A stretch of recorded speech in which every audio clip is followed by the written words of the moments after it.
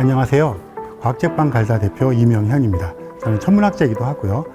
그래서 여러분들과 같이 이야기 나눌 것은 우주가 어떻게 탄생하고 또 어떻게 진화를 하고 변한다는 거죠. 그리고 어떻게 운명을 맞이할 것인가, 이런 이야기를 해보기로 하겠습니다.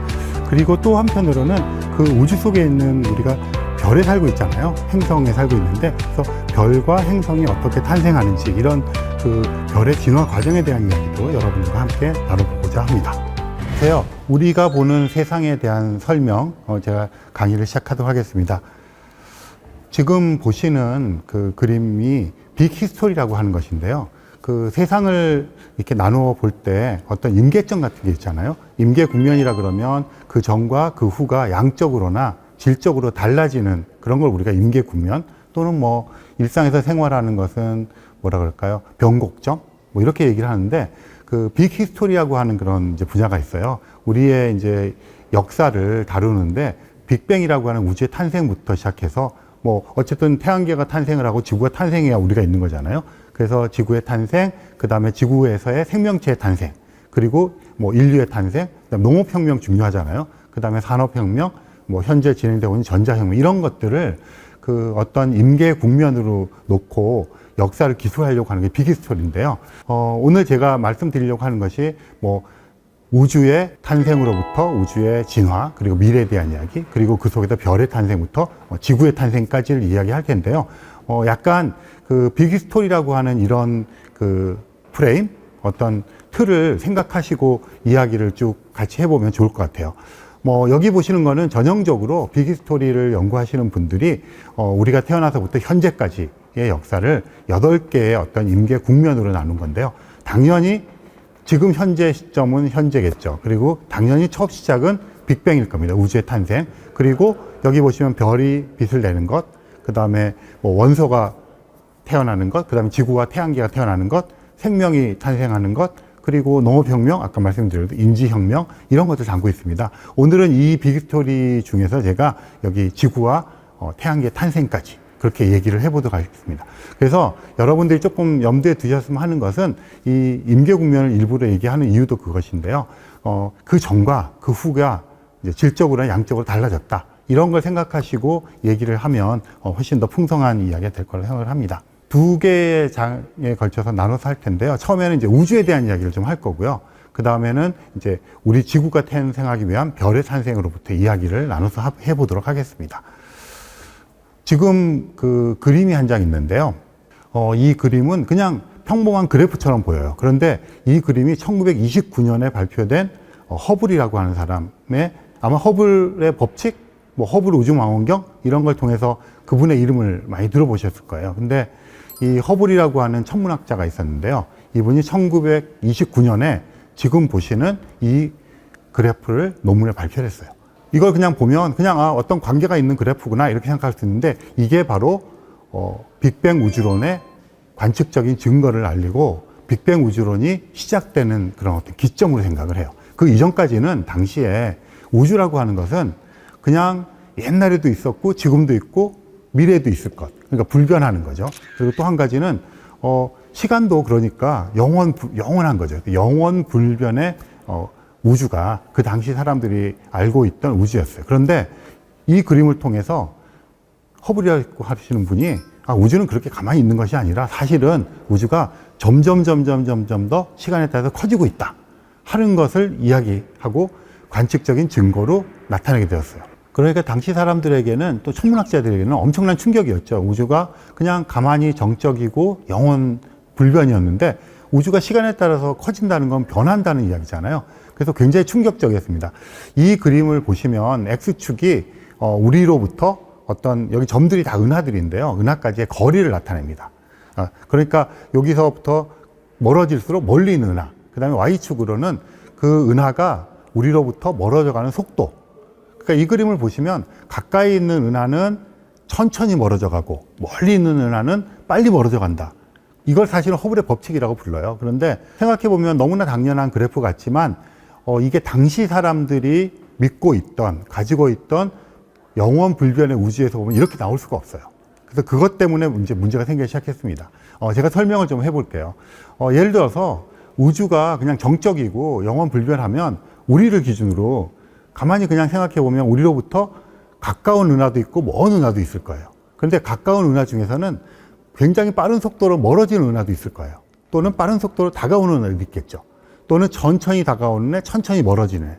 반대로 그냥 편의상 동서남북이라고 하면 또 남쪽을 보면 거기도 멀면서 천천히 다가오는 것, 멀면서 천천히 멀어지는 것, 속도가 굉장히 빨리 멀어지는 것, 굉장히 빨리 다가오는 것. 그러니까 그런 말을 하면 우리를 중심으로 이 그래프를 그려보면 여기서 균이라는 우주라가 있는 것처럼 온갖 방향에 똑같아야 되겠죠. 내가 동쪽을 보나 서쪽을 보나 빨라지고 멀어지고 가깝고 먼 것들이 대략 비슷할 거예요. 그러니까 이렇게 그냥 둥글게 이렇게 원 분포를 해야만 당시에 믿고 있던 균일하고 또 영원불변한 우주와 딱 맞아 떨어지는 거죠. 그런데 그게 아니라 규칙성이 있다는 거예요. 먼 은하일수록 빨리 멀어진다. 가까운 은하일수록 천천히 멀어진다. 그러니까 이런 게 나타나니까 그러면 질문이 그게 왜 그러느냐는 질문 이전에 그러면 왜 없는 곳이 있는가? 그게 되게 이상한 거잖아요. 그래서 첫 번째 나온 것이 허블이 관측을 잘못했다. 그래서 관측을 잘못했다는 의견은 너무 타당한 질문이 될 수 있죠.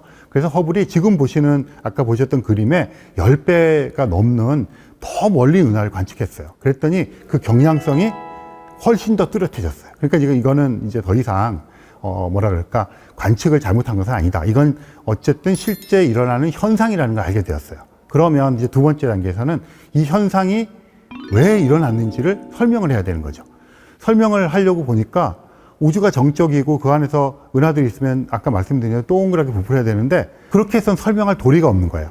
이때 허블이라고 하는 사람이 발상의 전환을 합니다. 어떤 거냐면 그러면 은하들이 우주가 이렇게 정적인 우주가 있어요. 그리고 은하들이 막 움직이는 게 아니라 은하들은 가만히 있고 우주가 움직인다고 생각하면 어떨까? 우주가 커지는 거죠. 그래서 그런 상황을 한번 설명했습니다. 흔히 이제 여러 비유를 드는데요. 여기 보시면 손가락으로 이렇게 고무줄을 이렇게 늘린다고 하면 고무줄이 원래 요만큼 했어요. 근데 1초 동안 고무줄이 이만큼 늘렸어요.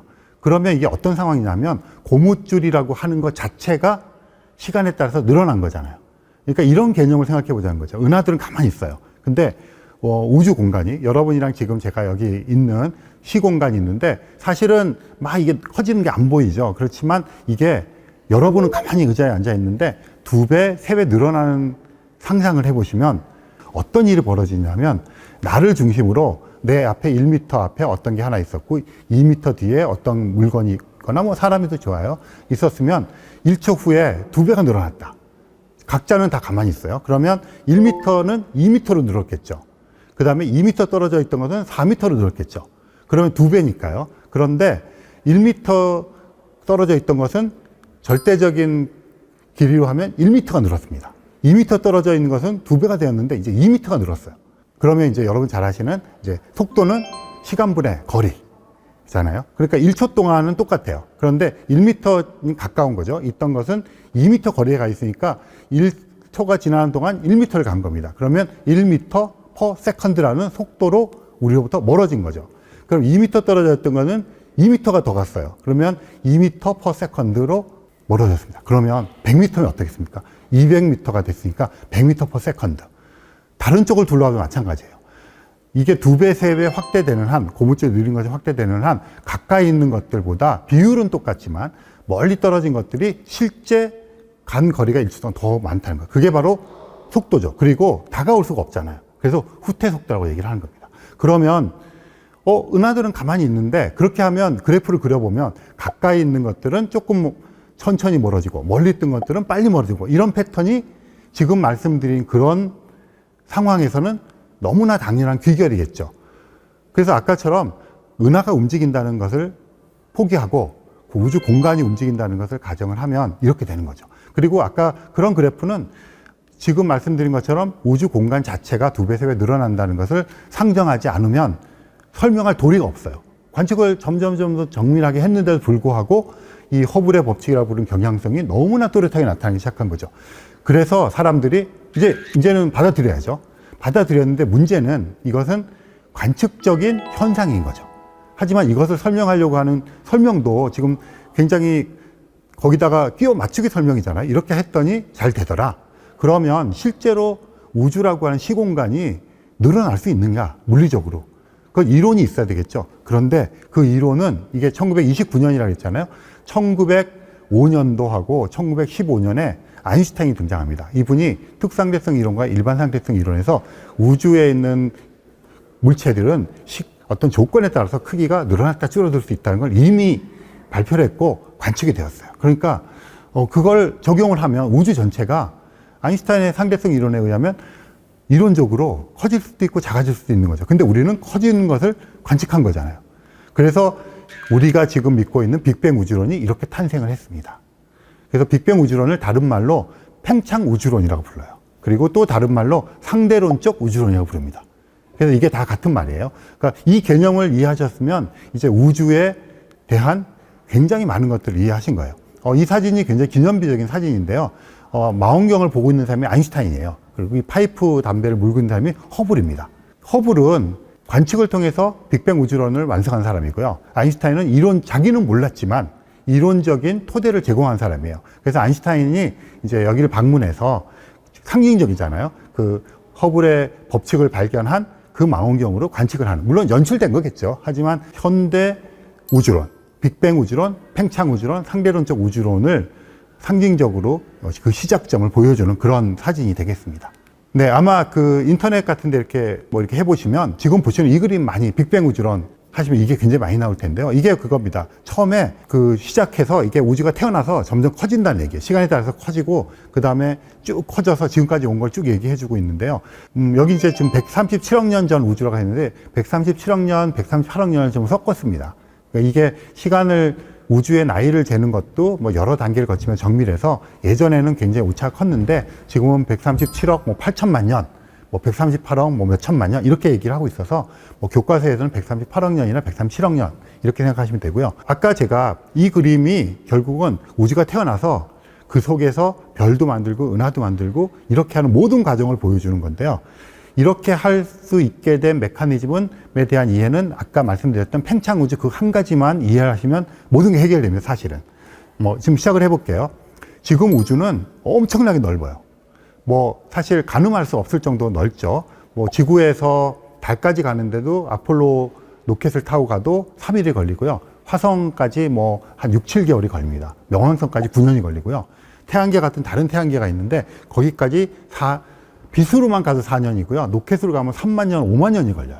그러니까 우주는 진짜 가까운 우주가 그럴지언정 엄청나게 멀거든요. 우리가 관측하는 은하 중에는 120억 년 광년 떨어진 은하들도 있고 이래요. 그래서 굉장히 넓은데 이렇게 넓어진 우주가 사실은 하나의 점에서 시작했다는 게 빅뱅 우주론입니다.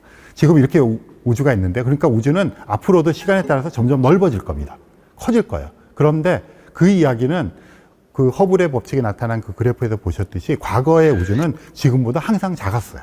항상 우주는 아까 고무줄 늘린 것처럼 항상 커져만 왔지 작아져 본 적이 없어요. 그러니까 우주는 계속 커지고 있는 우주죠. 그러면 지금부터 우주의 크기가 반이었을 때 상상해 볼 수 있잖아요. 그러면 지금 우주 속에는 은하도 있고 별도 있는데 이런 모든 것들이 지금보다 반으로 작은 그 속에 다 들어가 있어야 되겠죠. 그럼 그냥 상상을 이렇게 해봅시다. 여러분들하고 제가 지금 물리적인 이 화면을 통해서 거리가 있지만 여기 지금 스태프분들하고 얘기를 하면 이게 지금 요 공간이 시공간이라고 생각해보고 이게 2배로 줄어들었어요. 그러면 우리는 각자 가만히 있는 겁니까? 그러면 이게 쑥 줄어들면 가까워졌겠죠. 그리고 또 줄어들어서 더 이상 도망갈 곳이 없게 우리가 몸끼리 부딪히는 상황을 생각해 보세요. 우주는 계속 비율에 따라 적어질 수 있죠. 작아질 수 있죠. 그러면 이제 이 몸뚱아리로는 같이 공존할 수가 없으니까 이걸 해체해야 되죠. 근데 우리는 다행히 세포로 이루어져 있고요. 세포는 3차원적인 공간이 있어서 걔네들 다 뜯어내면 공간이 생깁니다. 그럼 그 좁은 공간에다가 걔네들을 다 집어넣는 거죠. 그리고 또 우주가 또 작아졌어요. 그럼 이 세포도 꽉 차서 안 되면 세포는 분자잖아요. 그럼 분자라는 거 원자끼리 붙어 있는데 얘네도 3차원 구조를 이루고 있어서 구멍들이 많습니다. 공간이, 빈 공간. 그러면 얘를 떼어내가지고 원자끼리 차곡차곡 쌓을 수가 있잖아요. 그래서 우주는 또 작아졌어요. 과거로 가서. 그러면 이 우주가 이제 작아졌는데 다행히 원자는 원자핵과 전자로 이루어져 있어요. 그럼 이제 원자핵과 전자 사이에 공간이 또 많거든요. 그 원자핵과 전자를 떼어내서 차곡차곡 쌓는 거죠. 그렇게 되면 이제 더 과거로 가서 채웠는데 그리고 나서 더 과거로 가요. 그러면 이제 더 쪼개야 되잖아요. 근데 전자는 우리가 지금 알고 있는 한 가장 작은 입자 단위예요. 그래서 점입자라고 부르는데요. 전자는 뭐뭐로 이루어졌다가 없어요. 아까 세포는 분자로 이루어졌다 뭐 이렇게 하는 그런 게 없고, 전자는 그냥 전자고 점입자예요. 그러니까 더 이상 쪼갤 수 없는 가장 작은 물질 단위 중에 하나가 전자입니다. 그럼 얘는 못 쪼개죠. 그러면 이제 원자 핵이 있어요. 얘는 다행히 양성자와 중성자로 이루어져 있어요. 그럼 양성자, 중성자를 쪼개가지고 또 어떻게 막 집어넣어서 본 거죠. 양성자, 중성자, 전자가 꽉 차 있는 우주였는데 얘를 더 과거의 우주로 보냅니다. 우주는 그냥 몇 분의 몇을 참 작아질 수 있으니까, 그러면 이 양성자와 전자를, 중성자를 또 쪼개야 됩니다. 다행히 양성자와 중성자는 쿼크라고 하는 애들로 이루어졌네요. 각각 쿼크가 6개가 알려져 있는데요. 3개가 이렇게 모이면 양성자가 되고요. 3개가 저렇게 모이면 중성자가 됩니다. 그래서 양성자와 중성자는 또 쿼크로 나누겠죠. 그러면 우주가 더 작아져도 쿼크, 6가지 종류의 쿼크와 전자가 있는 아주 작은 우주가 될 겁니다. 그러면 근데 우주는 또 더 작아질 수가 있어요. 너무너무 작아져서 거의 점에 가까운 지점이, 그게 빅뱅의 순간인데, 그렇게 가면 이제 어떻게 되겠습니까? 더 이상 양성자가 잘려진 쿼크와 전자로도 이게 넘쳐나는 거예요, 부피가. 그럴 때 여러분들 잘 아시는 E는 mc제곱이라고 하는 아인슈타인의 공식이 나옵니다. 거기서 m은 질량이고요. 그러니까 물질입니다. E는 에너지입니다. 얘네들 쿼크와 전자를 에너지로 바꾸면 이제 공간에 상관없어지겠죠. 그래서 더 우주가 작아지면 에너지가 충만한 우주가 됩니다. 이제 거꾸로 갔는데 다시 한번 쫙 거꾸로 와보겠습니다. 우주가 태어났어요. 우주가 태어나는 순간을 빅뱅의 순간이라고 얘기하고요. 그 순간은 너무너무 작은 점에 가까운 건데, 그럴 때 시간과 공간이 탄생했다 이렇게 얘기합니다. 우주의 탄생은 결국은 시간과 공간의 탄생이고요. 우주가 탄생할 때는 어떻겠습니까? 거의 0에 가까운 정말 좁은 곳에 지금 우리가 알고 있는 별, 은하, 여러분들 저 모두 다 들어있잖아요. 그러니까 처음 태어났을 때 우주는 작은 공간에 지금처럼 광활한 공간에 있는 모든 물질들이 들어가 있으니까 얼마나 밀도가 높겠습니까? 그러니까 우주가 탄생하는 순간은 고밀도, 엄청난 고밀도. 그리고 제가 뭐 설명을 깊이 안 하고 다른 챕터에서 아마 나올 거라 생각하는데요. 밀도가 엄청나게 높으면 온도가 굉장히 높습니다. 이런 걸 단열 온도라고 부르는데요. 그래서 초창기 우주가 막 태어난 빅뱅의 순간은 크기는 거의 0에 가깝고 시간은 거의 0초에 가깝겠죠. 그리고는 이제 1초, 2초, 3초가 막 흐를 겁니다. 그러니까 시간이 흐르면서 우주가 막 팽창을 해나가는 거예요. 처음 태어났을 때는 고온 고밀도, 상상할 수 없을 정도로 고온 고밀도. 근데 우주가 커져요. 커진다는 얘기는 우주 속에 있는 에너지의 양, 에너지는 또 물질이라고 그랬으니까 물질과 에너지의 양은 그대로겠죠. 지금이나 그때랑 똑같아요. 그 이야기는 커지는 것은 시간에 따라 커지면 부피만 커지죠. 그러면 물질이나 에너지 양이 똑같으면서 부피가 커지는 상황은 뭐냐면 우주 전체의 밀도가 떨어지는 거예요. 공간은 커지는데 속에 있는 애들은 똑같으니까 그 밀도가 엄청 작아지는 거죠. 밀도가 낮아지는 거죠. 밀도가 낮아지면 온도도 낮아집니다. 그래서 우주의 진화의 역사라는 것은 시간에 따라서 고온 고밀도였던 우주가 저온 저밀도로 오는 것이다. 그러면 이게 공간이 커지니까 그 사이에 이제 뭔가 일어납니다. 일어나는 게 아까 우리가 처음으로부터 거꾸로 갔던 것에 역순으로 일어납니다.